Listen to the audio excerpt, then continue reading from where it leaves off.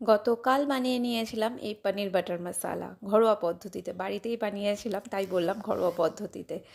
তো প্রথমেই এই পনির এবং আলুগুলোকে স্কোয়ারে কেটে রেখেছিলাম।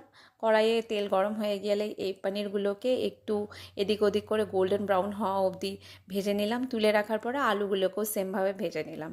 তারপরে আবার দিলাম একটুখানি তেল। তেলের মধ্যে অল্প একটু জিরে দিয়ে, তার জিরে ফোড়ন দিয়েছি, তার মধ্যে দিয়েছি এই কেটে রাখা ক্যাপসিকামগুলো। এদিক ওদিক নাড়াচাড়া করে কিছুক্ষণ পরে দিলাম এই পেস্ট। এই পেস্টটির মধ্যে আছে কাজু, কিশমিশ, বাদাম এবং তার সাথে আছে পোস্ত, চারমগজ এবং একটা গোটা কাঁচা লঙ্কা। এই পেস্টটাকে দিয়ে ভালো করে নাড়াচাড়া করে নিলাম। নাড়াচাড়া করতে করতে যখন একটু তেল ছাড়া ছাড়া মতো হয়ে এলো, তো তার মধ্যে অল্প একটু লবণ অ্যাড করে আবার নাড়াচাড়া করলাম। নাড়াচাড়া করতে করতে কিছুক্ষণ পরে এর মধ্যে জল অ্যাড করলাম অল্প করে। আবার ভালো করে নাড়াচাড়া করতে করতে করতে করতে যখন একদম ঠিক হয়ে এলো এই পেস্টটা, এই যে এই জল এবং এই পেস্টটা একসাথে আরও একটু যতটা ঠিক হলো, তারপরে তার মধ্যে অ্যাড করলাম অল্প অল্প বাটার এবং চিজ। দুটোই অ্যাড করেছি। আমার কাছে স্লাইস চিজ ছিল এবং আমুল বাটার ছিল, সেটাই ভালো মতো অ্যাড করেছি।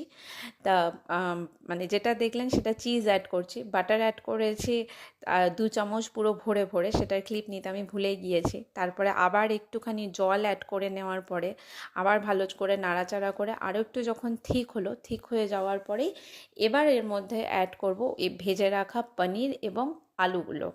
এই পনির এবং আলুগুলোকে ভালো করে যে ভেজে রেখেছি সেগুলো অ্যাড করার পরেই আবার ভালো করে নাড়াচাড়া করে কিছুক্ষণ ফুটতে দেব। কিছুক্ষণ ফুটে উঠলেই তৈরি হয়ে যাবে আমাদের মানে যে পনির বাটার মশালা বানিয়েছিলাম আমি, সেই পনির বাটার মশালাটি। এই যে কিছুক্ষণ ফুটে ওঠার পরেই আরেকটু যখন ঠিক হয়ে এলো, তার মানে তৈরি হয়ে গিয়েছে আমাদের পনির বাটার মশালা।